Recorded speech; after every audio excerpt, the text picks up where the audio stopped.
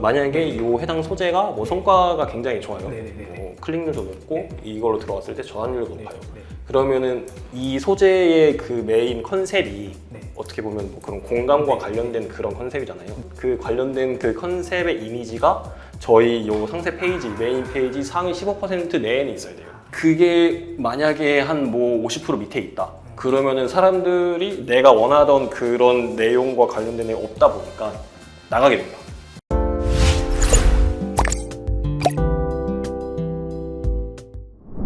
저희는 지금 그 병원에 혼자 갈 수 없는 환자분들이 계시잖아요. 그 네. 보호자가 이제 같이 따라가야 되는데 보호자가 같이 따라가지 못하시는 환자분들에게 네. 간호사를 같이 매칭시켜주는 그런 플랫폼 서비스를 지금 이제 시작을 했거든요. 네. 그래서 지금 랜딩 페이지를 3월달에 이제 제작을 계속 다 하고 네. 이 페이지를 기준으로 이제 뭐 페이스북이나 아니면 구글이나 지금 카카오나 이런 데다가 지금 마케팅을 하면서 이거 이제 사람들이 이제 들어와서 행동 패턴이나 이런 것들을 그러니까 GA랑 연결시켜서 보고는 있는데 네네. 근데 저희 팀이 저는 간호사 출신이거든요. 네. 간호사 이제 퇴사하고 지금 이걸 하고 있는데 같이 하시는 전업으로 하는 사람은 이제 저 혼자고 이제 같이 이제 파트타임으로 하시는 분들이 계시기는 한데 그 안에 이제 마케팅에 대해서 아는 사람이 아무도 없어요. 그래서 저 혼자라고 해야 되나? 그냥 막 유튜브 같은 AMPM 이거 뭐지 저희가 유튜브도 되게 많이 봤거든요. 네. 마케팅 학교. 네. 아니 모르니까 저는 설명 되게 잘해주시더라고요 이제 네. 선생님들이 그래서 이거 하다가 이거 있다 그래가지고 이거 뭐 촬영하는 거 있다 그래가지고 하면 좋죠. 이제 만나서 이제 대면으로 얘기하면은 저도 이제 많은 걸 배울 수 있으니까.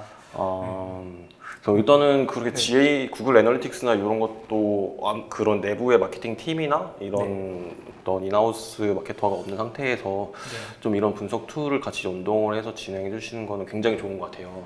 좀 많은 광고주님께서 그런 분석 툴이나 이런 외부 분석 툴에 대해서 조금 좀 방법도 좀 어렵기도 하다 보니까 좀 그런 부분들을 많이 연동을 안 하고 그냥 광고비만 소진되는 그런 마케팅을 많이들 진행을 해 주시거든요. 그럼 소재나 이런 것도 직접 다 제작하시는 걸까요? 그러니까 소재를 외주를 맡겨요. 이제 크몽이나 아니면 순고가나 아니면 지인들한테 이제 돈 주고 이걸 이제 외주를 맡기는데 근데 이게 외주를 맡기다 보니까 이제 어려운 점들이 많죠. 근데 이게 그쵸. 근데 외주를 맡기는데 제가 원했던 거는 내가 이미지도 어떤 게 예쁜지 모르고 글꼴도 어떤 게 예쁜지 모르고 광고 카피도 쓸 줄 모르니까 이런 것들을 이제 한꺼번에 다 해줬으면 좋겠다라고 생각해서 외주를 맡기는데 근데 그거 맡길 때 보통 기획안을 내라고 하잖아요. 그쵸. 근데 그거를 이제 하는 것도 어렵죠.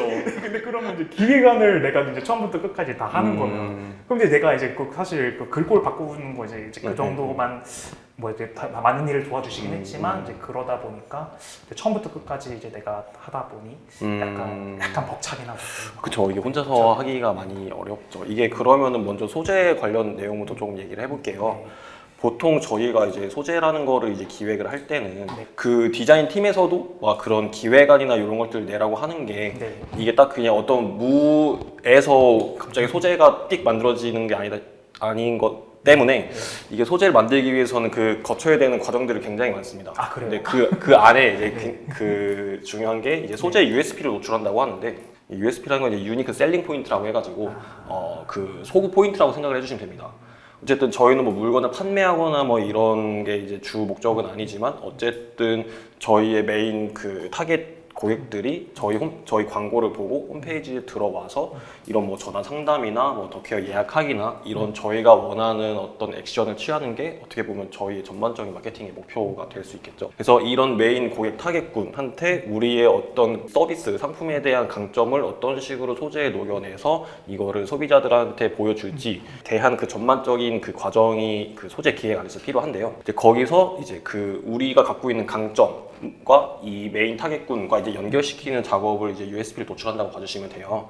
그래서 이거는 좀 마케터들마다 굉장히 다 다르긴 한데 저 같은 경우는 이제 처음에 저희가 갖고 있는 강점들 있잖아요. 강점들을 모두 다 모읍니다. 강점 수집이라고 할게요. 그래서 뭐 강점이라고 하면은 뭐 유입 이후에 이런 뭐 더케어 예약하기까지 그런 과정이 좀 더 편리하다. 아니면은 뭐 그 이후에 뭐 다른 그 동종 업계 대비 부가적인 서비스를 뭐 진행해 준다던가 뭐 이런 식으로 혜택적인 부분이나 아니면은 그 메인 타겟군이 유사 업종 대비 더 넓다거나 뭐 그런 식의 여러 가지 강점들이 있겠죠. 저희만 그 더 케어만 갖고 있는 좀 이런 식으로 강점 그냥 뭐 카테고리 구분 없이 다 수집을 합니다. 다 수집을 한 다음에 그 이후에 이제 카테고리를 분리를 합니다. 그래서 이제 혜택이면 혜택, 디자인이면 뭐 디자인 이런 식으로 이제 카테고리를 쭉쭉쭉 분리를 한 다음에 그 안에서 이 다음에 이제 소재가 기획이 됩니다. 그래서 이 카테고리에 따라서 이제 소재가 기획이 되는 거예요.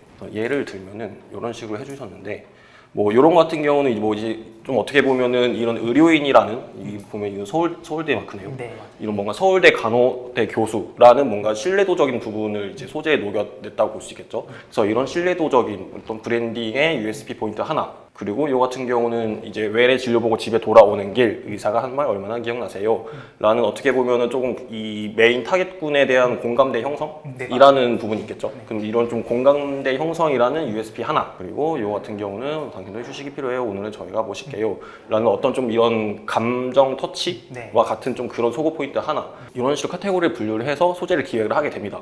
이 소재 기획에서는 크게 이제 세 가지가 있는데, 그래서 메인 카피 문구죠. 이 같은 경우는 이제 오늘은 저희가 모실게요. 이제 이런 문구가 되겠죠. 그리고 두 번째가 서브 카피.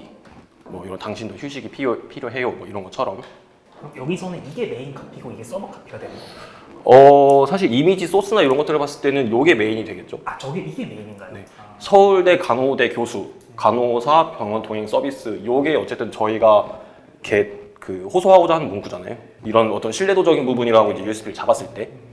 그래서 만약에 그러면 이게 메인이고 이게 서브라고 했으면은 좀 그런 글씨 폰트 크기나 이런 것들이 조금 변화가 필요하겠죠. 그래서 뭐 우리 엄마 병원 동행 의료인에게 맡겨주세요. 그래서 이제 우리 엄마라고 하는 어떤 그런 좀 공감대 형성에 대한 카피 문구도 같이 있을 수도 있고요. 그래서 이런 식으로 이제 메인 카피 문구와 서브 카피를 나눈 다음에 그 다음에 하는 게 이미지 소스입니다.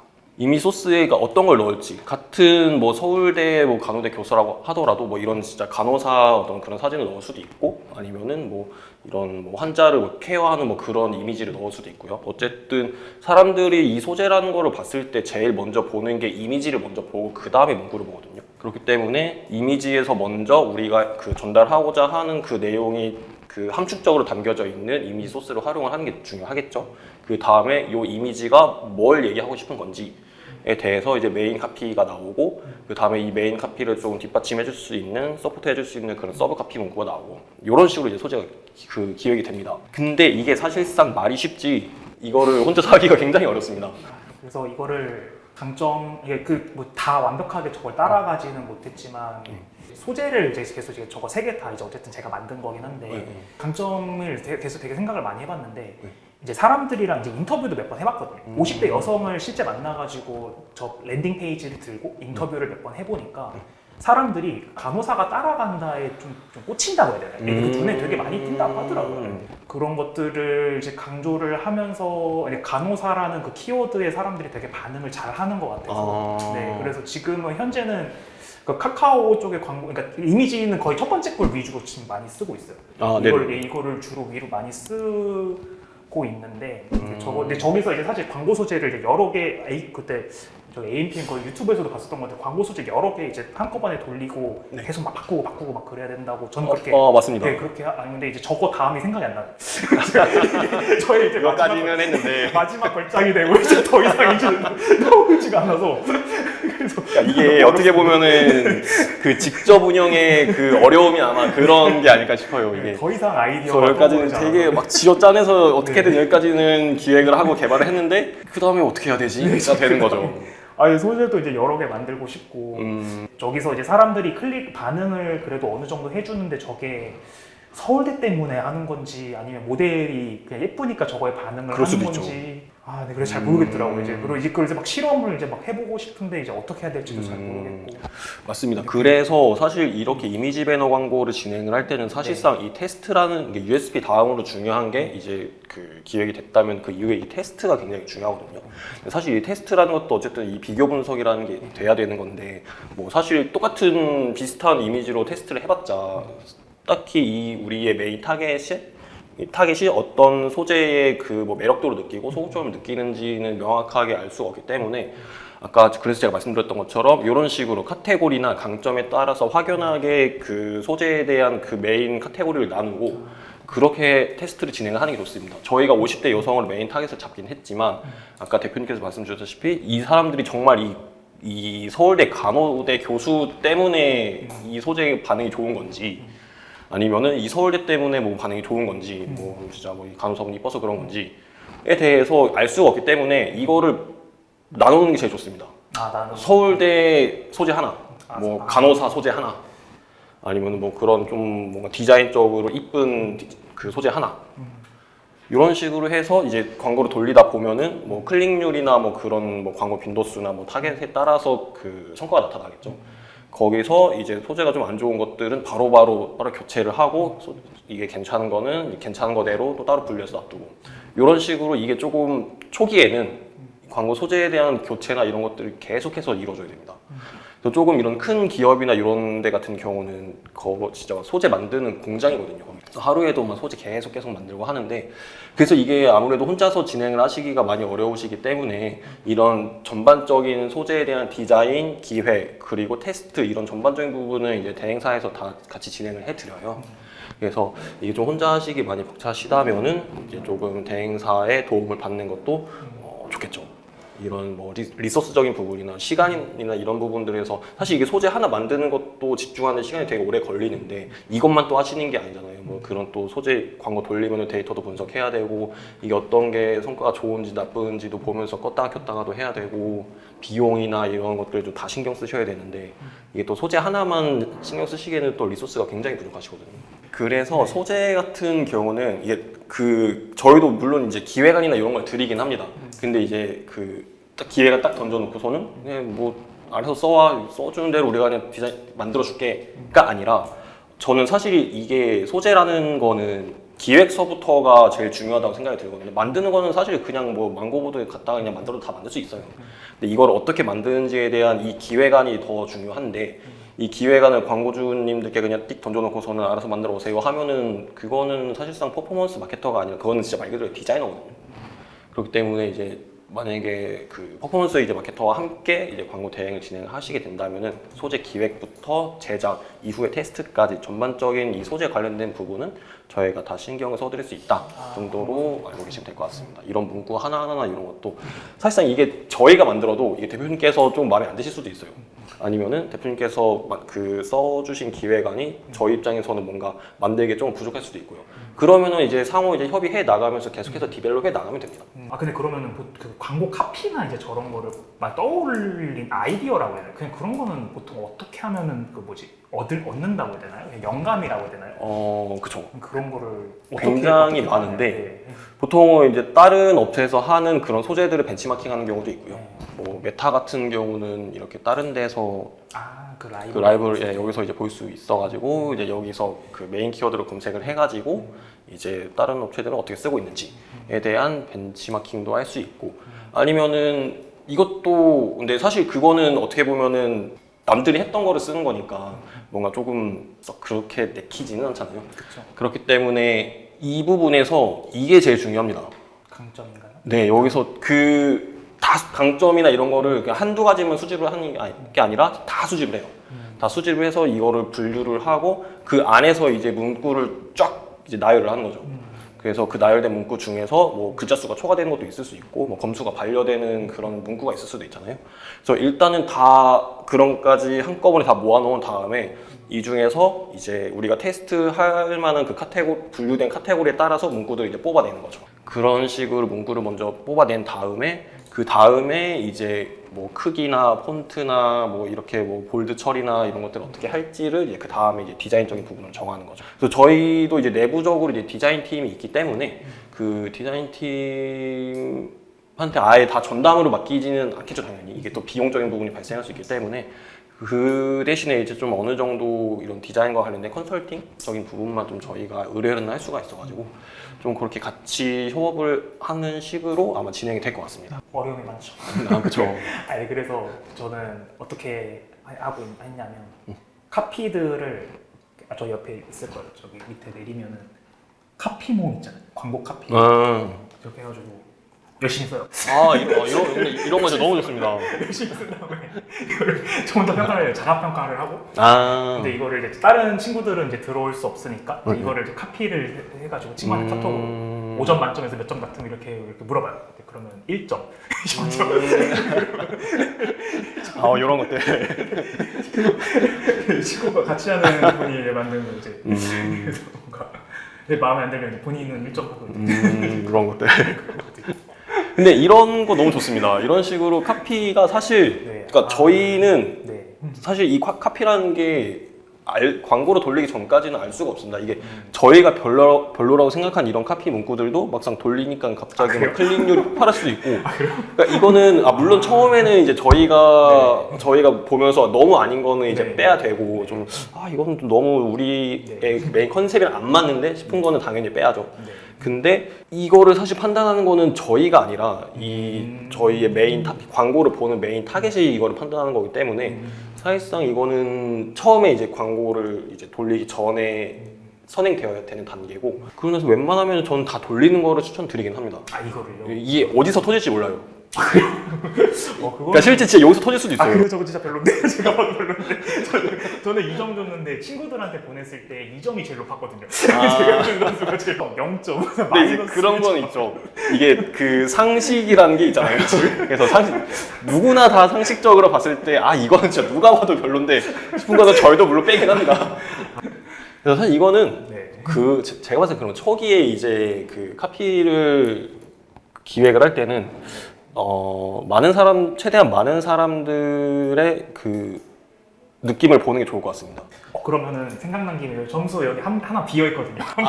제가요? 오늘 마케터님 하려고 만든 건 아닌데 만든 건 아닌데. 제가요?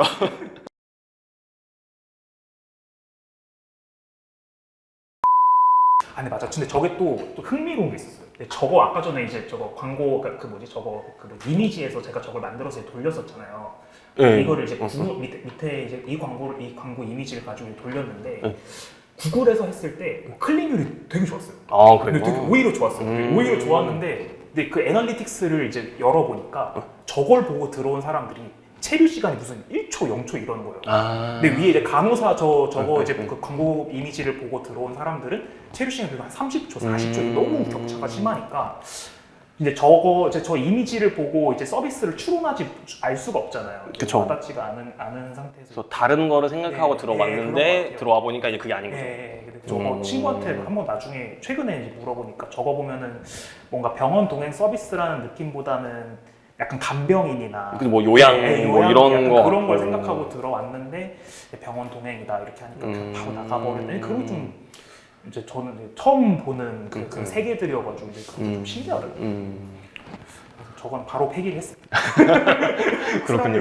그런 거는 빠르게 폐기해야죠. 그렇죠. 바로 폐기해버렸어요. 그러니까 이게 문구 자체는 그냥 좋아요. 다 네. 좋은데 이게 저희의 그 메인 타겟과 업종의 성격과 이런 전반적인 부분들을 다 비교를 했을 때는 이제 방금 이제 그 데이터가 이제 증명을 하는 것처럼 명확한 속으로 못 잡는다로 이제 해석을 할 수가 있겠죠. 연결하는 게 중요한가 보더라고요. 맞습니다. 몰랐는데.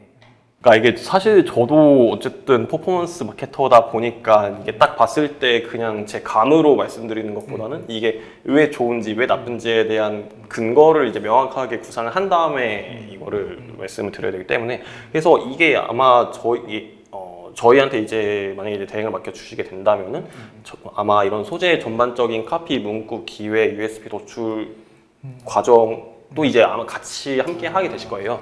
근데 거기서도 이제 제가 이런 문구나 이런 것들을 이제 짤 때도 그냥 갑자기 밥 먹다가 좋을 것 같은 거 그냥 딱 떠오르는 거 이렇게 적고 이런 게 아니라, 아까 말씀드렸다시피 뭔가 타 업체에서 뭔가 했을 때 성과가 좋았던 그런 문구들 벤치마킹과 그 저희가 이런 좀 케어 이런 부분에 있어서 좀 레퍼런스가 어느 정도 내부에 좀 있어요. 그래서 내부에 이런 광고를 돌렸을 때 어떤 문구가 괜찮은지에 대한 좀 그런 빅데이터를 수집을 해가지고 그거를 토대로 아마 이런 문구나 이런 것들이 전반적으로 기획이 될 것 같아요. 저는 그래서 이게 진짜 이거 저 어떻게 생각했냐면, 이거 광고 카피를 떠올리는 사람들은 그냥 진짜 그 애니메이션 뒤에 무슨 번개 치는 전구 반짝반짝거려가지고 무슨 위인전에 나오시 뭐 잠자다가 이제 수학 문제 그런 사람 있잖아요, 그죠? 그렇게 하는 건 줄 알았는데. 진짜 능력이 있으신 분들은 뭐 그렇게 할 수도 있는데, 그래서 소재나 이런 것들은 전반적으로 이렇게 진행이 될 것 같습니다. 그래서 이제 그거를 이제 소재를 이제 테스트 이제 하려고 하다 보니까 이게 광고를 껐다 켰다를 어쩔 수 없이 하게 되더라고요. 이게 저희가 이게 너무 이제 지금 만들어진 지 얼마 안 된 회사고 돈이 이제 충분하지 않을 거잖아요. 그래서 사실 광고를 하루 종일 켜놓고 막 무슨 뭐 광고 1 예산 무슨 10만 원 걸고 싶지만 그렇게 하면 좋죠. 그럴 수 없잖아요. 네. 그래서 지금 이제 가급적이면 이제 가성비를 따질 수밖에 없고. 그쵸. 껐다 켰다를 하다 보니까 이제 근데 그게 어렵더라고요. 구글이 타겟을 이제 명확하게 할 수 있어서 좋기는 한데 이제 그 머신러닝 돌아가는데 최적화되는데 시간이 필요하다고 이제 그쵸. 근데 그걸 켜놓고 뭐 3시간 있다가 이제 충분한 이게 내가 생각하는 클릭 수만 그게 도달했다고 생각을 해가지고 꺼버리고 그러면 또 다시 나중에 킬 때 다시 또 돌아가고 이제 그러다 보니까 이게 사실상 네. 그 머신러닝에서 가장 안 좋은 겁니다. 껐다 진짜 켰다 하는 게 이게 아예 다시 초기화가 되기 때문에 보통 머신러닝 같은 경우는 광고 세트를 기준으로 이게 돌아가기 때문에 초기에 이제 A라는 캠페인이 있고 A-1, 2, 3, 4, 5 이렇게 쭉쭉 있을 거 아니에요. 그 안에서 뭔가 A라는 1은 성과가 좋은데 뭐 A2는 성과가 뭐 안 좋고 뭐 성과가 다 다를 거 아니에요. 거기서 가장 성과가 안 좋은 광고 그룹 하나를 끄는 건 괜찮아요. 성과가 안 좋은 거 얘만 머신러닝이 따로 돌아가니까. 근데 얘를 다 캠페인 자체를 다 꺼버리면은 이 기존에 돌아가고 있던 다른 광고 그룹에 대한 머신러닝도 다 악영향을 끼치게 되는 거죠. 그런 경우에는 캠페인을 놔두고 광고 그룹 안에서 이렇게 조절해 주시는 게 좋습니다. 근데 이걸 참 뭐라 그러지? 이제 제가 지금 이제 광고를 이제 껐다 켰다 하는 이제 목표, 그러니까 하는 이유가 이제 브랜드 인지도를 높이기 위해서 광고를 했다기보다는 랜딩 페이지에서 이제 전환이 일어나야 되는 거잖아요. 그렇죠. 근데 전환이 아직 안 일어났는데 이제 전환이 일어날 가능성을 점점 높이려고 이제 계속 페이지가 완성된 게 아니다 보니까. 네, 근데 그래서 이제 껐다 켰다 이렇게 얘기하는데 이제 가격만 더 나오고. 그렇죠. 가격만 더 나오고. 모르겠어요. 이제 그래서 맨 처음에 페이스북이 비교적 광고비가 싼 편이 맞나요? 제가 돌렸을 때는 페이스북이 더 싸게 나왔었는데. 사실 그거는 타겟이랑 소재 또 그런가요? 어떻게 하느냐에 따라 다르긴 한데 어떤 게 더 싸다고 말씀드리긴 좀 어려울 것 같습니다. 그러니까 지출하는 돈이나 그러니까 뭐지 예를 들어 하루에 1, 예산 똑같이 3만 원으로 잡아도 클릭 수 자체가 이제 페이스북에서 훨씬 더 이제 많이 이제 클릭률이나 CTR이나 이런 게 훨씬 더 높게 나오더라고요.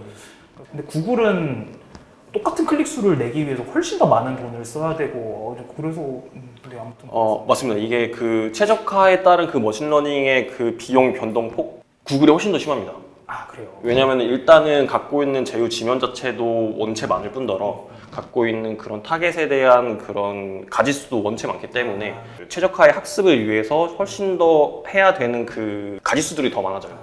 그렇다 보니까 비용이나 이런 부분들도 더 좀 트래픽이나 이런 것들도 많이 올라가게 되는 게 있긴 한데 사실상 이게 좀 어느 정도 최적화가 되고 나면은 사실상 성과나 이런 부분이 굉장히 좋긴 하거든요.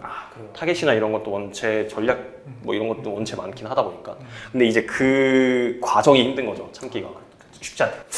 저도 이제 그러니까 저 같은 경우는 좀 머신러닝을 되게 잘 신봉하지 않는 마케터 중에 한 명이라서 그래요? 그래서 막 보통 이제 마케터분들 그런 얘기를 되게 많이 합니다. 막 광고주님들 이거 광고 돌렸는데 전환 하나도 안 시키는데 광고비만 많이 타고 있지 않냐, 이거 뭐 제대로 되는 거 맞냐? 그러면은 이거 우리 머신러닝 중이니까 좀 기다려라. 지금 뭐 그 머신러닝을 위한 데이터 모수를 모으는 중이니까 트래픽 계속 돌려야 되고 뭐 이렇게 해야 된다라고 하는데 사실 이게 그러니까 저도 이제 그런 광고주님 그런 얘기를 하도 많이 듣다 보니까 이게 진짜 맞는 건가라고 생각을 좀 고민을 좀 해봤거든요. 그래서 이게 데이터 모수를 얼만큼 쌓아야지 이게 전환이 최적화가 완료가 됐다라는 명확한 기준도 없고 메타 같은 경우는 이제 뭐 일주일에 전환 수 50건, 구글 같은 경우는 이제 30건 이런 식으로 전환 수 그에 따라서 그 머신러닝 최적화가 완료가 됐다라고 이제 기준을 잡아놓긴 하는데 이제 메타 같은 경우는 50건이 안 되면은 이제 제한된 머신러닝이라는 막 그런 알런 메시지가 뜹니다. 근데 그 알럿이 뜬다고 해서 성과가 더 안 좋은 것도 아니에요. 그렇기 때문에 사실상 뭔가 최적화 머신러닝 중이라고 하더라도 뭔가 클릭률이 상당히 낮다거나 아니면은 뭐 CPC나 CPM이 엄청 뛴다거나 그러면은 그거에 대한 조치를 빨리 취하는 게 맞습니다. 그냥 뭐 테스트 중인가 가만히 그냥 기다리고 있으면 되겠지. 이게 이 타고 있는 돈이 내 돈이라고 생각을 하면은 이거 못 참겠더라고요, 저도. 근데 이게 1 예산이 3만 원이라고 해서 하루에 쓰는 맥스가 이제 3만 원이 아니더라고요. 맞습니다. 전 당연히 3만 원이 제한이 되어 있는 줄 알고. 근데 그래서 이게 전환수 최대화를 이제 했는데 근데 전환수 최대화를 하니까 이게 전환 데이터가 없어서 그랬던 것 같은데 이게 잘 안 돌아가더라고요. 노출도 아예 안 되고. 근데 그래서 막 이것저것 하다가 그냥 클릭수 최대화로 바꿔봤거든요. 근데 그러니까 갑자기 이제 뭔가 클릭수가 늘기 시작하면서 이제 해서 아 드디어 돌아가는구나 하고 나서 잠깐 딴 거 보고 이제 난 분명히 1, 2, 3만 원 걸어서 안심하고 갔다 왔는데 뭐 2시간 전에 무슨 60만 원 했어요. 황급히 이제 오프 누르고 이거 우리 돈 없는데. 그러니까 이게 구글이 그런 게 되게 커요. 그래서 이제 구글 안에서는 설정한 1예산의 최대한 2배까지는 이제 소진이 될 수 있는데 그래서 그 고객센터에서 그렇게 얘기를 하고 있어요. 2배까지는 뛸 수 있는데 근데 이게 2배가 뛸 때도 있고 안 뛸 때도 있어서 결론적으로 설정한 1예산 곱하기 30.4의 월예산이 측정이 된다로 이제 구글에서는 나와 있긴 하거든요. 근데 이게 저도 돌려보니까 막 이게 10,000원 설정해놨는데 갑자기 뭐 11만 원만 이렇게 타고 있고 그래서 저도 그런 걸로 이제 광고주님들한테 CS도 엄청 많이 받고 구글 고객센터에도 문의를 엄청 많이 해봤는데 이게 그 최적화 과정에서 조금 초과 소진된 금액은 페이백이 된다고 합니다. 근데 그 크레딧으로 주지 않아요? 현금으로 주는 게 아니라 뭐 무슨 그쵸 그걸로 주죠. 그 크레딧으로 주죠. 현금으로 줘야지 당연히 자기들이 잘못했는데. 그래서 구글이 네. 특히 더 신경을 많이 써야 되는 게 아마 이제 클릭수 최대화를 진짜 잘못 걸어놓으면 이제 하루에 1억도 탈 수 있거든요. 그래서 그 최대 CPC 상한선이나 뭐 이런 것들을 일단 그런 리밋을 무조건 설정을 해놓고 그러고 나서 계속 봐야 됩니다 이거. 네, 저 그래서 그 다음부터는 뭔가 테스트를 할 때 그 앞에 계속 앉아 있어요. 그래서 이게 갑자기 언제 될지 모르니까 계속 새로 고치고 계속 누르고 그러다가 뭔가 오르는 것 같으면 이제 1, 2, 4, 3만 원 걸었지만 갑자기 5,000원이 비용이 5,000원이면 그때부터 갑자기 죽치고 앉아가지고 그건 진짜 이게 너무 이제 진짜 또 내 돈 탄다고 생각하면은 딴 일 못하죠 이거는. 60만 원 너무 트라우마가 생겨버려가지고 그러면 지금 하고 계신 게 그럼 페이스북, 메타랑 카카오 이렇게 하고 계십니까? 이제 페이스북도 근데 페이스북이 이제 구글은 뭔가 타겟팅이 좀 명확하게 됐잖아요. 이제 이렇게 50대 이렇게 딱 걸어놓으면은 30대한테 안 보이는 그쵸. 그런잖아요. 이제 페이스북은 근데 이게 제가 잘 모르겠는데 연령을 걸어놔도 그 연령대한테만 보여지는 게 아닌 것 같더라고요. 그래서 저는 분명히 예를 들면 뭐 40대 이상으로 뭔가 걸었는데 들어온 사람들 보면 다 20대고 약간 이런 식이. 그래서 여기 밑에 이미지를 보면은 이게 보면 솔직히 모델이 예쁘잖아요. 그죠. 근데 그러니까 20대 남자가 계속 클릭을 하는 거예요. 그러면 머신런이 20대 남성한테 이제 최적화되게 이제 약간 세팅이 되기 시작하니까 이제 근데 막상 이제 들어오면 사실 20대 남성들은 사실 이 서비스 제가 이제 막 해봤을 때 이 서비스가 필요한 사람이 절대 아니거든요. 그쵸. 네, 근데 왜냐면 부모님이 아픈 경우는 굉장히 적고 이제 아프더라도 착륙하면 되거든요. 이제 그래서 사실 이제 우리 서비스 타겟이 아니어서 20대가 들어오면 안 돼요. 30대까지도 들어오면 안 돼요. 네. 그래서 20대 남성한테 이제 그렇게 돌아가는 것도 있고 이제 20대 여자들도 엄청 들어오더라고요. 근데 그래서 이게 뭐지 왜 들어오지라고 생각을 해보니까 간호사랑 키워드에 반응을 했던 것 같아요. 근데 그 이제 간호사들이 이제 20대 여자분들이 계시잖아요. 그 사람들이 간호사니까 이제 약간 반사적으로 클릭한 게 아닌가. 근데 그 사람들 이제 들어와서 이제 구글 애널리틱스 이제 보면은 체류 시간이 매우 낮죠. 그쵸.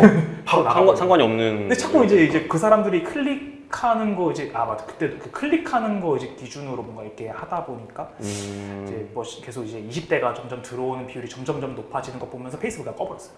네, 그건 안될 것 같더라고요. 사실 이게 페이스북 같은 그런 메타 플랫폼이 어쨌든 로그인 기반으로 이 인구 통계나 이런 데모그래픽 타겟이 이렇게 딱 걸리는 거라서 사실상 구글이나 뭐 그런 매체들보다는 더 타겟팅이 좀 더 정확하고 명확하긴 해요. 그래요? 근데 이게 여러 가지 뭐 사유가 있을 수 있는데 뭐 혹시 캠페인 중에 뭐 그런 어드밴티지 캠페인이 있다거나 그게 있으면 달라지나요? 어드밴티지 같은 경우는 이 타겟이나 이런 전반적인 부분을 이제 메타에서 판단을 하게 됩니다. 그래서 우리 이 랜딩과 뭐 이런 업종과 조금 잘 맞을 것 같은 사람들한테 타겟이 자동으로 잡혀져 있다 보니까 이제 그런 경우에 이제 성별이나 연령대가 좀 달라질 수도 있고. 제가 어드밴티지 그때 켰었던 거 같거든요. 저는 그걸 이제 설정했어요. 아마 어드밴티지면은 그랬을 확률이 가장 높습니다. 그래서 모르겠어요. 그래서 클릭률은 되게 준수했던 것 같은데 거의 그래서 페이스북도 안 쓰고. 그러고 이제 그럼 뭘 해야 되냐 이거 엄청 고민을 하다가 카카오 이제 모먼트 광고를 이제 알게 됐는데 카카오 모먼트는 이제 구글처럼 이제 타겟팅이 되더라고요. 그쵸. 네, 근데 그건 아예 그냥 연령대랑 성별이랑 이런 거 다 지정할 수가 있어서 카카오 모먼트를 해보니까 내가 원하는 결과가 이제 나와서 네, 제가 원하는 그 방향대로 이제 광고가 이제 돌아가기 시작해서 카카오 모먼트를 지금은 이것만 지금 이제 하고 카카오 있는데 모먼트만. 카카오 모먼트가 이제 이게 또 약간 어려운 게 근데 그래서 구글 태그 매니저를 이제 걸잖아요. 이제 근데 그 전까지는 구글 태그 매니저가 굉장히 잘 돌아갔거든요. 근데 그래서 여기 페이지를 이제 저희 홈페이지를 이제 보면은 이제 원 페이지예요. 이제 밑에 이제 그래서 이제 페이지 뷰를 하려면은 이제 그 요소 공개 상태인가요? 이제 그걸로 해야지만 이제 페이지가 이제 되더라고요. 근데 카카오로 들어오는 사람들은 페이지가 어디서 머물렀는지가 안 나오더라고요. 근데 그래서 이게 왜 그런지 모르겠어요. 그래서 지금 그것 때문에 요새 좀 답답해요. 다른 거는 다 되는데 네네. 그러니까 페이스북도 되고 구글도 되고 다 되는데 다이렉트로 들어온 것도 다 되는데 카카오로 들어온 사람들은 그러니까 카카오 키워드는 또 돼요. 카카오 키워드는 되는데 카카오 모먼트는 또 안 돼요. 그래서 이게 모르겠어요. 이게 이유가 있나? 다른 데도 다 안 되면은 이제 뭐 태그 매니저 안에서 뭔가 세팅이 잘못됐거나 그럴 수 있는데 근데 그래서 근데 모르겠어요. 근데 그래서 제가 근데 카카오 그거 했을 때 카카오 모먼트가 문제일 수 있겠지만 카카오에서 제가 카카오 그거 이제 거기 이제 픽셀이랑 SDK인가 그거를 연동을 시키면서 시퀀스를 걸었거든요. 태그 매니저에다. 그 이후로 좀 안 되는 것 같기도 하고. 그거는 한번 확인을 해볼 필요가 있겠네요. 그러니까 사실 저는 되게 긍정적으로 보는 게 사실상 이렇게까지 구글 애널리틱스나 분석 툴, 퍼포먼스를 위한 그런 전반적인 과정들을 이렇게까지 혼자서 열심히 이렇게 구축을 하신 광호주님을 굉장히 오랜만에 만나봐가지고 굉장히 신기하면서도 좀 되게 왜 제가 기분이 좋은지 모르겠는데 기분도 좋고 근데 진짜 대단하시네요. 어려움이 너무 많습니다. 그러면은 일단 다음으로 이 구글 애널리틱스 사용의 어려움은 뭐 아까 말씀해 주셨던 것처럼 이 A 같은 경우는 저도 조금 그 기존에 사례가 있는지 한번 확인을 좀 해볼게요. 네, 근데 픽셀 문제가 아닐까. 그쵸, 그거밖에 없죠 사실. 시퀀스 그거밖에는 나머지는 잘 모르겠어요. 근데 저도 한번 해보고 픽셀 한번 과감하게 그냥 없애버리고. 그리고 다음 게 보고서 기능을 좀 더 잘 쓰고 싶고 싶지 않나요? 애널리틱스에서 이제 보고서 저 한 번도 안 썼거든요. 그거를 근데 뭐 GA4가 보고서 기능이 뭐 특화돼 되게 전에 이렇게 뭐였죠? UA, GA3. UA 저는 뭔지 모르니까 UA보다 GA4가 보고서가 더 잘 돼 있다라고 해가지고 들어가서 봤는데 모르겠더라고. 이거 왜 써야 되는지. 그러니까 이게 그 잘 돼 있는데 너무 잘 돼 있다 보니까 그래요? 너무 어려워요 이게 하기가. 그러면 한 번만 보여주실 수 있으신가요? 저 G 어떤 거를 제 거라고 제 거 여기서 어떻게 하면은 좋은지라고 해야 되나? 요건 이제 디버그 뷰라고 해가지고 그러니까 말 그대로 우리 웹사이트의 이벤트가 잘 잡히고 있나 그거에 대한 이제 실시간 데이터거든요. 이거는 안 잡힌다기보다는 진짜 없어서 들어올 사람이 없을 거예요. 아무도 안 들어왔을 거예요. 근데 이렇게 데이터는 다 찍히네요. 근데 찍히는데 모르겠어요. 근데 이게 제가 더 효율적으로 저거를 했으면 좋겠는데 사실 이거 Q1, Q2 이런 거 있잖아요. 이게 FAQ에 있는 그거거든요. 근데 이거를 사실 묶어버리고 싶었는데 이제 그게 안 됐다 그래야 되나? 그러니까 이게 그 홈페이지 거기에서 밑에 쭉 내리다 보면 밑에 FAQ가 있잖아요. 클릭하는 걸 추적을 시켰어요. 하나하나 노가다. 이 12개를 그럼 다 하신 거예요? 복사 붙여넣기 계속 그래가지고 이거 이렇게까지 해야 되나 싶긴 했는데 약간 근데 이제 데이터가 사실 있으면은 나중에 안 쓸 수 있지만 없는 거는 나중에 볼 수가 없지 않나. 그쵸. 근데 그래서 일단 쓸모없는 거라도 쌓아놓으면 도움이 되지 않을까. 그래서 어쨌든 이게 사람들이 들어와서 이러한 전환 이벤트 하나하나가 어떻게 보면은 유입 이후에 그런 고객에 대한 전반적인 그런 액션들을 다 볼 수 있는 거니까요. 그래서 뭐 Q10에 대한 이게 클릭수가 높으면은 이 질문에 사람들이 제일 관심이 많다는 걸 수도 있을 테고. 맞아요. 근데 그래서 Q10이랑 Q3번이 Q3도 되게 많이 누르더라고요. 저기 사람들이 그냥 좀 의심스러워요. 정말 간호사들만? 확신이 안 들어가지고 클릭을 많이 했나? 라는 생각이 들더라고요. 근데 또 Q2는 아무도 안 열어요. 이것도 안 열어요. 이건 왜 안 열지? 근데 이게 그래서 좀 신기하긴 했어요. 이제 Q3는 되게 많이 했는데 Q2는 또 안 열고. 그래서 저거 그냥 빼버릴까 고민 중인데. 사실 이런 볼 수 있는 지표들이 많은 거는 사실 없는 것보다는 있는 게 더 좋긴 하죠. 스크롤 뎁스도 누르셨네요. 저거는 자동 추가가 되던데 아닌가? 근데 내가 아 맞습니다. 자동 측정 이벤트이긴 한데 이게 그 퍼센테이지를 나눌 수가 있거든요. 그것도 어려워가지고 제가 못했어요. 근데 그 스크롤 뎁스를 그러니까 제가 스크롤 뎁스 예를 저거를 본다고 하면은 퍼센테이지를 이제 그 설정을 걸잖아요. 네. 그 설정 그 값별로 그 결과를 보고 10% 내린 사람 몇 명인지 보려면 어디로 가서 봐야 돼요? 일단은 네. 태그 관리자에 네. 스크롤 뎁스 태그가 있는지 한번 볼까요? 아 근데 내가 저거 걸어놨던 거 같기도 하고. 이걸 다 맞춤형 HTML로 거셨네요. 열심히 했어. 이거를 다 혼자서 하셨다는 거죠? 이렇게 다 해주셨네요. 네, 했는데 그 다음에 이제 저거를 이제 GA에서 저 이제 10% 내린 사람을 어떻게 보는 거를 잘 모르겠더라고요. 탐색을 들어가야 되는군요. 맞습니다. 여기서 잠시만요. 이게 있다. 보통 행에다 어떤 걸 넣으시나요? 저희가 한 번도 안 해봤어요. 그렇군요. 그러면은 그냥 보고서를 들어본 적이 없어요. 너무 복잡해가지고 차마 이것까지 공부할 시간 없더라고요. 보통은 이렇게 하거든요. 아까 스크롤비를 넣었잖아요. 네. 거기서 이제 이탈률을 하나 넣고. 뭔 거지 그런 지금까지? 그러니까 이게 네. 처음에만 어렵습니다. 그래요? 이게 나오네요. 그러니까 지금은 이렇게밖에 안 나오는데 네. 아까 저희가 트리거를 이게 10단위로 다 해놨잖아요. 네. 그래서 잠깐만요. 이런 식으로 이제 뭐 10%는 이탈률 얼마, 뭐 20%는 이탈률 얼마 해가지고 이제 그 각 스크롤 깊이마다 이 사람들이 얼마큼 나갔는지 아마 근데 깊이가 더 깊어질수록 이탈률이 늘어나긴 하겠죠. 그래서 제가 사실 그 Q1, Q2 이게 하나하나 달아놨었던 게 네. 제가 그거를 매개 변수를 해놨었는데 매개 변수 하니까 저희 홈탭에 있는 거기서 안 나오잖아요. 매개 변수가. 그래서 하나하나 이 탐색창을 몰라가지고 탐색창을 몰라서 원래 이제 머리가 나쁘면 몸이 고생을 할 수밖에 없다는 걸 이제 단적으로 보여주는 얘가 아닌가. 보통은 그럼 여기서 네, 이제 거기서 이제 사용자 행동 검토에서 저런 데 이런 데서 하나하나 그렇군요. 노가다 하면서 하면서 보다 보니까 이제 제가 뭐라 하지 더 자세히 보고 싶은 것들에 대해서 이게 잘 어떻게 하는지를 모르겠더라고요. 보통은 이제 이런 게 이제 확인하시기 너무 이제 어려우시니까 보통 그래서 이제 대행사한테 이제 보고서, 주간 보고서, 월간 보고서를 받는 게 이게 그러니까 내가 뭔가 보고 싶은 게 많고 궁금한 거는 많은데 이거를 어디서 봐야 되는지를 찾는 게 제일 어려우신 거잖아요, 사실. 그래서 근데 보통 이제 그럴 때 이제 대행사 측에 이거 데이터 좀 알려주세요 하면은 이제 딱 그 도시가 해가지고 이제 바로 전달해 주시니까 확실히 이런 거를 이제 찾을 그런 시간이나 이런 것들이 많이 단축이 되시죠.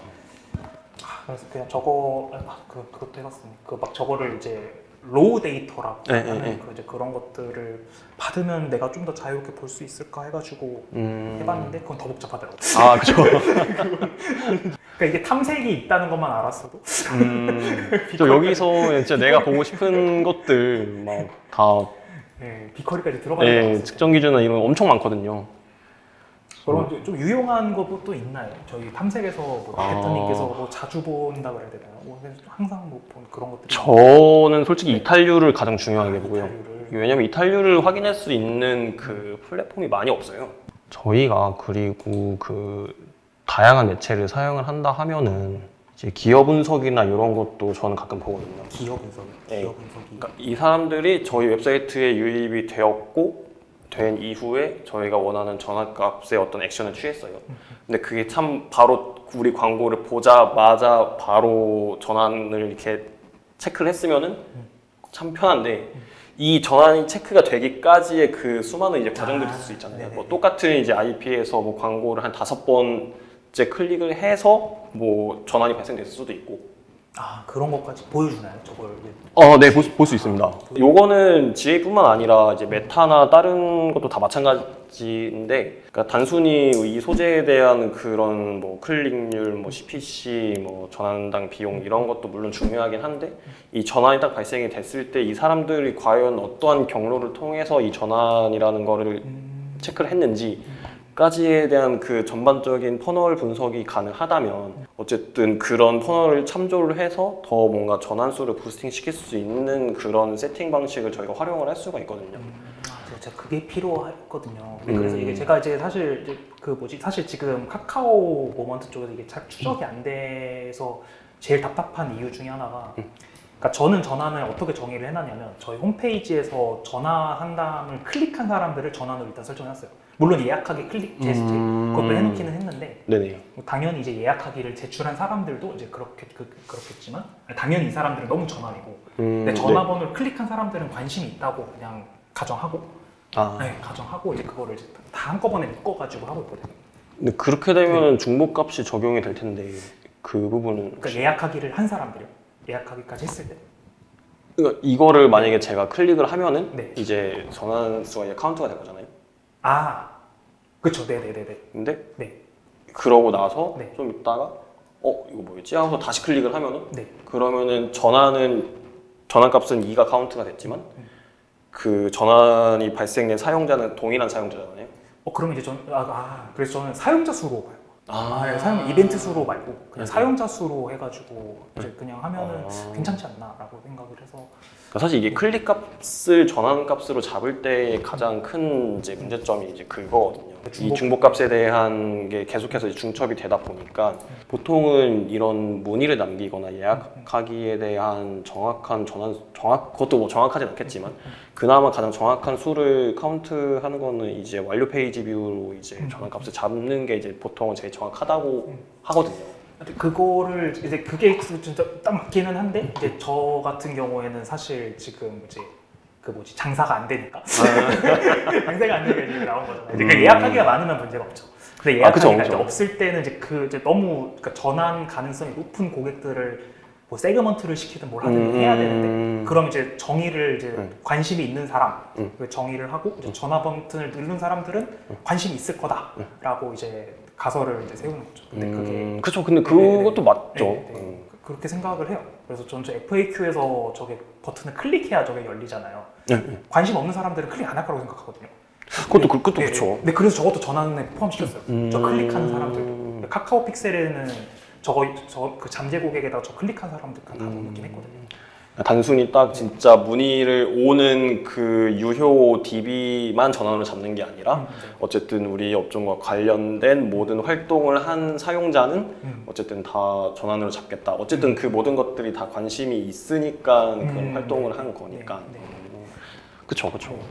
근데 이게 그래서 참 이게 어렵기는 한데 이제 메인 페이지 제가 이제 맨 위에가 메인 페이지고 그 간호사 사진 있는 그 메인 페이지고 그 다음이 서비스 소개 페이지고 그 다음에 이제 후기 페이지 막 이런 식으로 내려오거든요. 근데 이 첫 페이지에서 보고 나간 사람들은 사실 관심이 없는 사람들이라고 생각을 하고, 그렇죠. 네, 그 밑에서 이제 서비스 소개 페이지에서 좀 있었던 사람들은 그 밑에 사용 후기랑 이용 요금까지 쭉 보더라고요. 네, 보는 것 같더라고요. 뭐 사실 제가 사용자 저 탐색 버튼을 제가 처음 바꿔가지고 집에 가서 다시 보긴 해야 되는데 여기까지 본 사람들은 이제 FAQ랑 이제 거기서 이제 되게 오랜 시간을 이제 머물더라고요. 하나하나 보는 것 같아요. 제가 생각 특히 후기 같은 거 중요하잖아요. 그렇죠. 근데 이런 여기서 엄청 시간을 오래 쓰더라고요. 근데 이걸 다 읽어본다는 거니까. 네, 이것도 꼼꼼하게 읽어보고 그다음에 FAQ 같은 경우도 제가 이제 FAQ가 원래 자주 묻는 질문이라는 뜻이잖아요. 근데 이게 맨 처음에 여기는 이 페이지는 약간 이렇게 꼼꼼하게 만들지 않았어요. 근데 이걸 그냥 진짜 뭐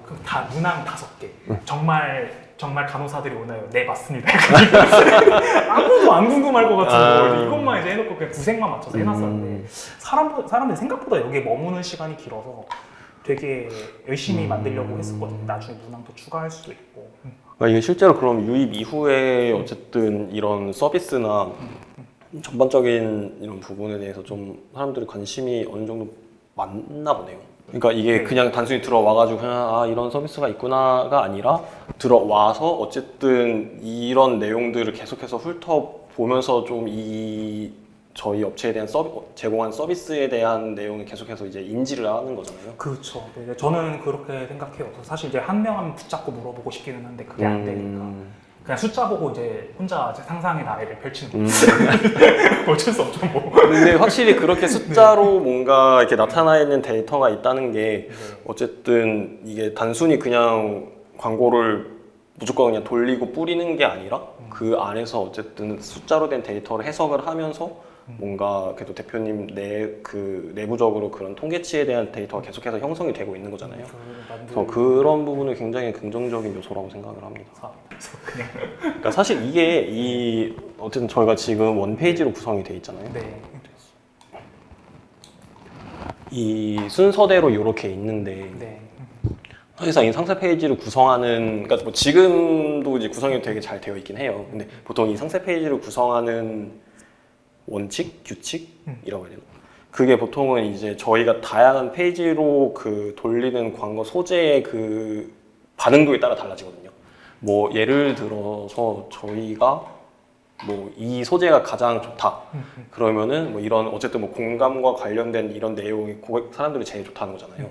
이렇게 반응이 제일 좋은 소재 같은 경우는 상세 페이지에 무조건 상위 15% 내에 있어야 되거든요. 그게 이제 이탈률을 줄이는 방법입니다. 저 이해를 못했어요. 그러니까 만약에 이 해당 소재가 뭐 성과가 굉장히 좋아요. 뭐 클릭률도 높고 이걸로 들어갔을 때 전환율도 높아요. 그러면은 이 소재의 그 메인 컨셉이 어떻게 보면 뭐 그런 공감과 관련된 그런 컨셉이잖아요.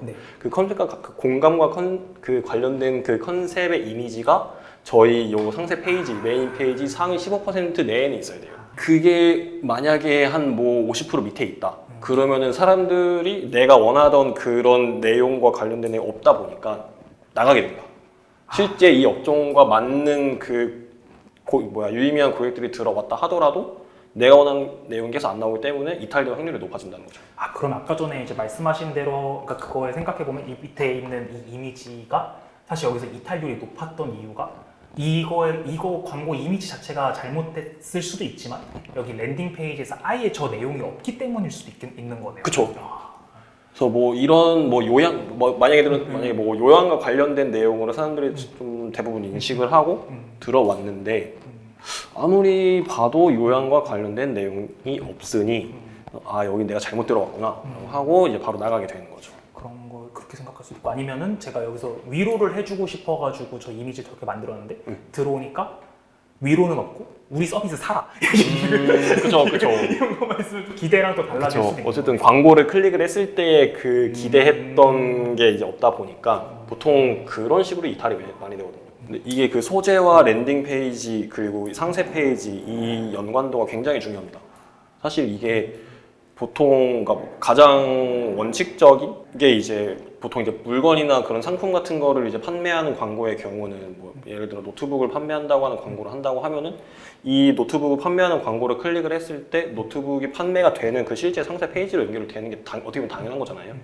근데 이 노트북을 판매하는 상세 페이지가 아니라 이 노트북을 판매한 그 회사의 메인 페이지로 연결이 되고 그 안에서 유입된 소비자가 이 노트북을 찾기 위해서 한 번 다시 탐색의 과정을 거쳐야 된다고 하면은 이게 그런 과정이 길어질수록 결국에는 이탈률이 더 높아지게 되기 때문에 거의 이제 원칙적으로 이런 판매 페이지는 바로 이렇게 랜딩으로 연결되게끔 합니다. 그래서 보통 이제 저희가 만약에 광고 집행을 하게 된다면은 뭐 예를 들어서 실제 진짜 예약을 하기 위한 뭐 그런 뭐 상담 문의를 남기려는 그런 소구의 소재로 만약에 광고를 집행을 하게 된다면 이 페이지는 일단 팝업으로 떠가지고 바로 연결하게 할 수는 없지만 만약에 예약하기에 그 고유의 이제 메인 페이지가 있다면은 그 페이지로 연결하게끔 하는 게 제일 좋은 방법이죠.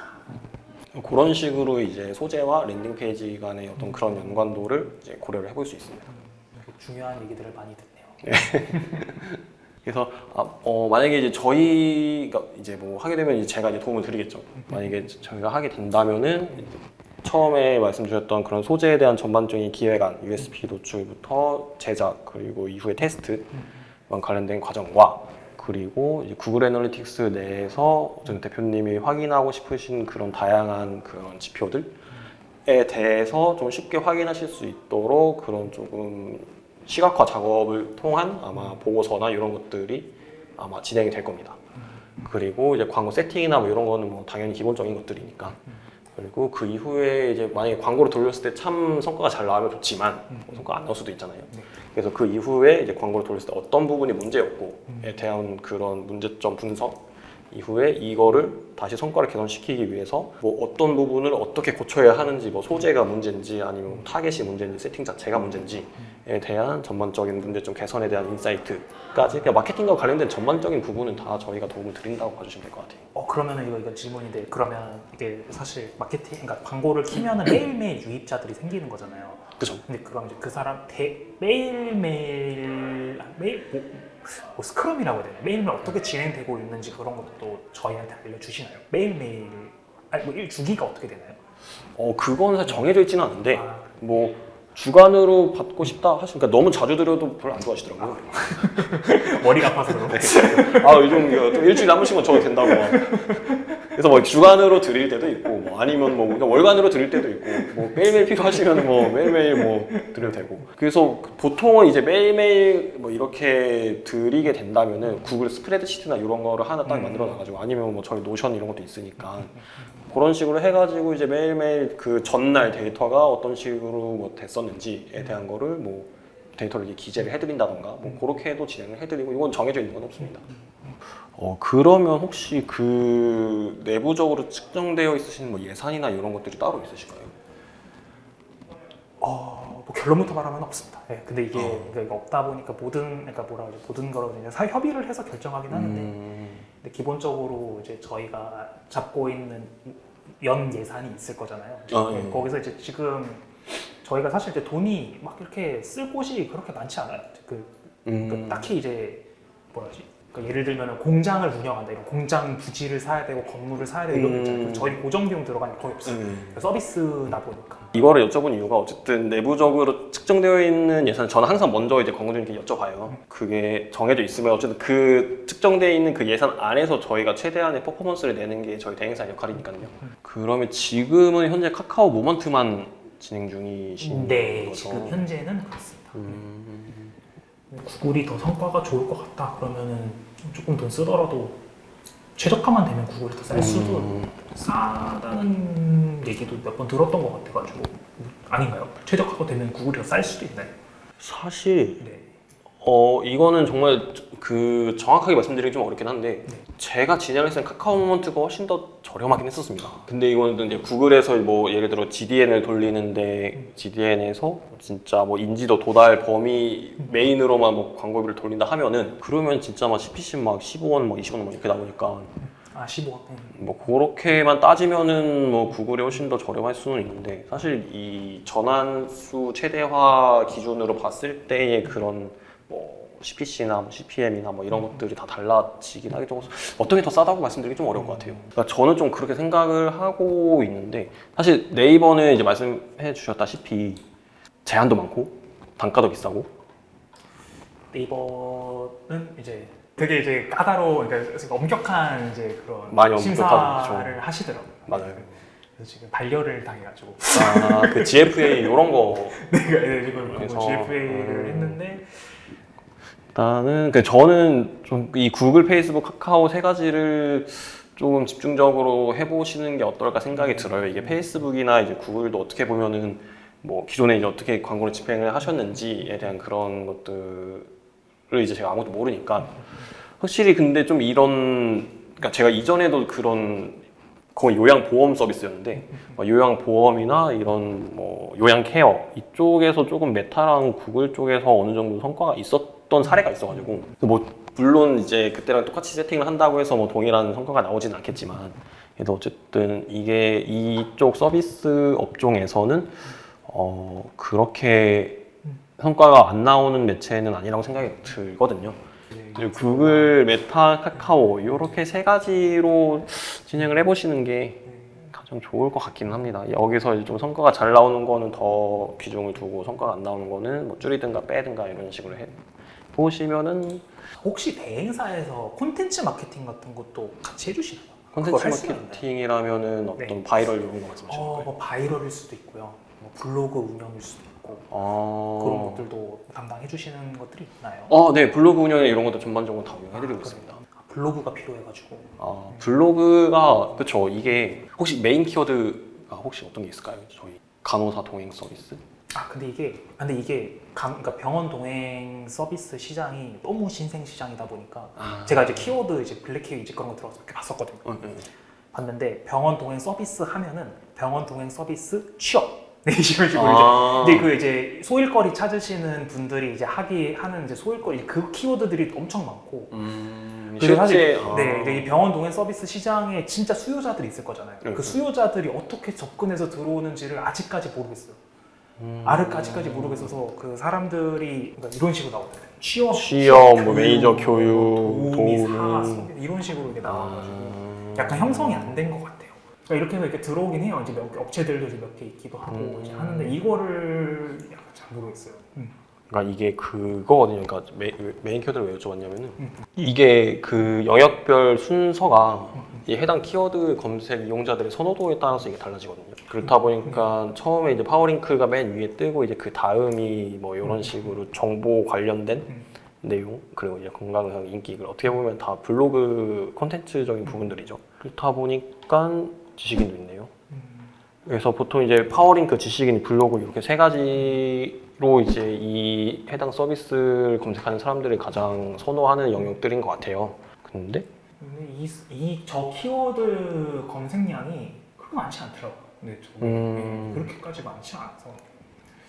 그래서 사실 이제 파워링크도 지금 처음에 고려를 하다가 어차피 사람들이 저 키워드로 이제 검색해서 들어오는 게 아닌 것 같은데 내가 생각했을 때 굳이 저기에서 파워링크에 에너지를 쏟는 게 맞냐라고 이제 비용 효율적으로 생각을 했을 때 그래서 파워링크는 뒤로 먼저 배제를 하고 그다음에 블로그 말씀을 드렸었던 거는 그러니까 블로그에서 저게 이제 어쨌든 저희 대상자들이 환자와 보호자들이잖아요. 네. 환자와 보호자들이 들어올 수 있게 만드는 그 정보성 글들일 수도 있고 네. 아니 이 사람들이 함께 저희 회사랑 뭔가 할 수 있는 그 컨텐츠 같은 것들이 있다면 들어와서 그러니까 그 사람들을 불러들이는 목표로 물론 컨텐츠 마케팅이 원래 목표가 그렇긴 한데 그쵸. 네. 그럼 뭔가 블로그 같은 것들을 하면은 더 도움이 많이 되지 않을까라고 생각을 해서 근데 이거를 하는데 근데 이게 제가 이제 그걸 하려고 했는데 도저히 마음의 여유가 도저히 없어가지고 그쵸. 이거 구글 애널리틱스 이런 것까지 혼자 나가셨는데 블로그까지 하시려면 콘텐츠 하는 거 도저히 못하겠어요. 진짜 그냥 무기한 연기. 이건 도저히 시간이 안 되실 것 같은데요, 이건. 그냥 무기한 연기 해가지고 하는데 약간 블로그에 대한 욕심은 계속 있어요. 블로그는 좀 가지고 싶어요, 저거는. 확실히 블로그가 중요합니다. 왜냐면은 일단 저희가 지금 하려고 하는 거는 다 광고 표시가 떠 있는 그런 광고성 영역인데 블로그 같은 경우는 물론 어느 정도 광고성 영역이긴 하지만 그래도 광고보다는 좀 그런 정보성 영역이라는 그 성격이 굉장히 크잖아요. 그렇기 때문에 어쨌든 이런 병행동행 서비스와 관련된 정보를 찾는 사람들이 조금 쉽게 들어올 수 있는 블로그를 갖고 있을 수 있다면 그것도 도움이 될 수 있을 것 같고 그리고 저희가 지금 구글, 페이스북, 카카오 이렇게 어떻게 보면 소위 이제 이미지 배너 광고 형식으로 진행되고 있는 마케팅 위주로 진행이 된다면 어쨌든 이 이미지 배너 광고 같은 경우는 그 특성상 그러니까 그 소비자의 의사 그 원에서 보는 게 아니라 타겟에 그게 찝혀가지고 내 의사와는 상관없이 이게 보게 되는 거잖아요. 그렇기 때문에 이 해당 광고 배너 이미지에 지속적으로 인지가 어느 정도 된 사용자들이 보통 그 업체 어디였더라라고 찾을 때 네이버에 검색을 해보거든요. 그래서 그때 거기 뭐였더라? 그래서 이제 네이버에 검색을 해보고 맞다 여기였지 하고서 이제 그런 식으로 뭔가 검색 광고의 어떤 그런 부스팅 역할을 해줄 수 있는 그런 선행 광고 매체들이긴 해요.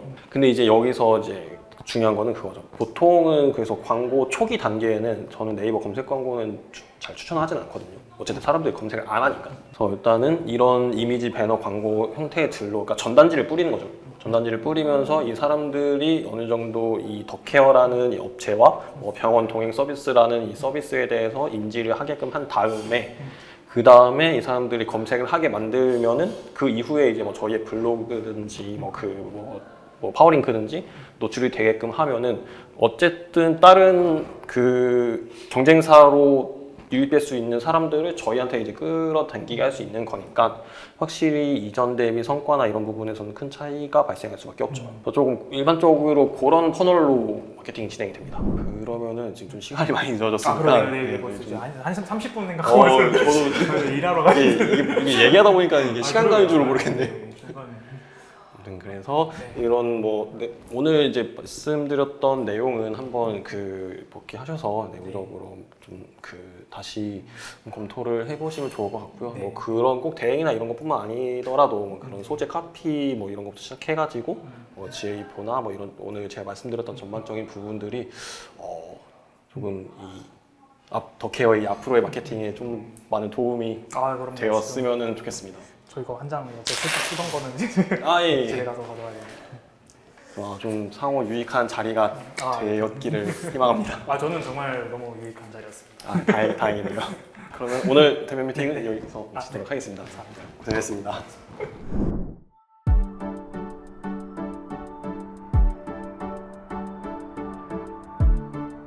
구독과 좋아요는 컨텐츠 제작에 힘이 됩니다.